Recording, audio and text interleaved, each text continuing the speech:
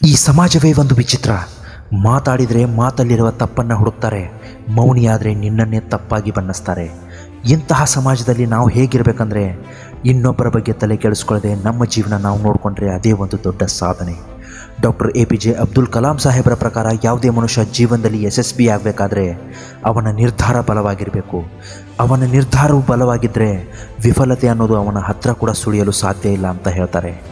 ನಿನ್ನ ಗುರಿಯನ್ನು ಸಾಧಿಸುವ ಮುಖ್ಯ ಘಟ್ಟದಲ್ಲಿ ಕೆಲವರು ನಿನ್ನನ್ನು ತಡೆಯಲು ಪ್ರಾರಂಭಿಸ್ತಾರೆ. ಯಾಕಂದರೆ ನೀನು ಗೆಲ್ಲೋದು ಅವರಿಗೆ ಸ್ವಲ್ಪನೂ ಇಷ್ಟ ಇರಲ್ಲ. ಅದಕ್ಕೆ ಅವರು ಮೊದಲು ನಿನ್ನ ಕಾಲನ್ನು ಎಳೆಯೋ ಕೆಲಸ ಮಾಡ್ತಾರೆ. ನಂತರ ನೀನು ಅದಕ್ಕೂ ಜಗ್ಗದೇ ಇದ್ದಾಗ ನಿನ್ನನ್ನು ಅವಮಾನ ಮಾಡೋದಕ್ಕೆ ಸ್ಟಾರ್ಟ್ ಮಾಡ್ತಾರೆ. ಹೆಜ್ಜೆ ಹೆಜ್ಜೆಗೂ ನಿನ್ನನ್ನು ಅವಮಾನ ಮಾಡ್ತಾನೆ ಸಾಕ್ತಾರೆ. ಇಂತಹ ಘಟನೆಗಳು ಸಾಧಿಸ್ತೀನಿ ಅಂತ ಹೊರಡುವ ಪ್ರತಿಯೊಬ್ಬರಲ್ಲೂ ಕಾಡ್ತಾನೆ ಇರುತ್ತೆ. ಅಂಥವ್ರಿಗಾಗಿ ಕಲಾಂ ಸಾಹೇಬರು ಕೆಲವು ಮಾತನ್ನು ಹೇಳ್ತಾರೆ. ಅವುಗಳಲ್ಲಿ ಪ್ರಮುಖವಾಗಿ ಈ 2 ಕೆಲಸ ಮಾಡಿದರೆ ಸಾಕು. ನಿನ್ನನ್ನು ಯಾರೇ ಅವಮಾನ ಮಾಡಿದ್ರು, ನಿನ್ನನ್ನು ಯಾರೇ ನೋಯಿಸಿದ್ರು, ನಿನ್ನ ಗೆಲುವನ್ನು ಕಸಿದುಕೊಳ್ಳಲು ಯಾರ ಕೈಯಿಂದನೂ ಸಾಧ್ಯ ಇಲ್ಲ. ಮೊದಲನೇದಾಗಿ ನಿನ್ನ ಕೆಲಸ ನೀನು ಮಾಡ್ತಾ ಇರು. ಮುಂದಿಟ್ಟ ಹೆಜ್ಜೆ ಯಾವುದೇ ಕಾರಣಕ್ಕೂ ಹಿಂದಿಡಬೇಡ. ಕಲಾಂ ಸಾಹೇಬರ ಒಂದು ಮಾತನ್ನು ಹೇಳ್ತಾರೆ, ಅದೃಷ್ಟದ ಮೇಲೆ ಯಾವತ್ತೂ ನಂಬಿಕೆ ಇಡಬೇಡ. ನಿನ್ನ ಮೇಲೆ ನೀನು ನಂಬಿಕೆ ಇಡು. ನಿನ್ನ ಆತ್ಮಬಲದ ಮೇಲೆ ನಂಬಿಕೆ ಇಡು. ನಿನ್ನ ಕಠಿಣ ಪರಿಶ್ರಮದ ಮೇಲೆ ನಂಬಿಕೆ ಇಡು. ಯಶಸ್ಸು ತಾನಾಗೆ ನಿನಗೆ ಸಿಕ್ಕೇ ಸಿಗತ್ತೆ ಅಂತ ಹೇಳ್ತಾರೆ. ಯಾರೇ ನಿನ್ನನ್ನು ಅವಮಾನಿಸಲಿ, ನಿಂದಿಸಲಿ, ನೀನು ಮಾತ್ರ ಮುಂದಿಟ್ಟ ಹೆಜ್ಜೆ ಹಿಂದಿಡಬೇಡ ಅಂತ ಕಲಾಂ ಸಾಹೇಬರು ಹೇಳ್ತಾರೆ. ಒಮ್ಮೆ ನೀನು ನಿನ್ನ ಕೆಲಸದ ಮೇಲೆ ಗಮನ ಇಟ್ಟು ಕೆಲಸ ಮಾಡಿದರೆ ನಿನಗೆ ಗೆಲುವು ಶತಸಿದ್ಧ.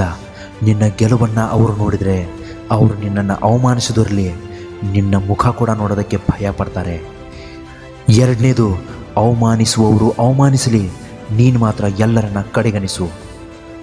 ಒಂದು ಮಾತಿದೆ, ನಾಯಿ ಬೊಗಳಿದ್ರೆ ದೇವಲೋಕ ಹಾಳಾಗುತ್ತಾ ಅಂತ.